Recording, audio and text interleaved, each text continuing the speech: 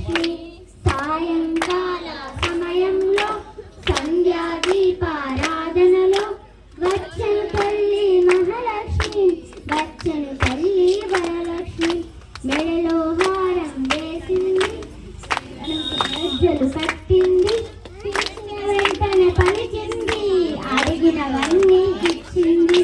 సాయంకాల సమయంలో సంధ్యా దీపారాధనలో వచ్చను తల్లి మహాలక్ష్మి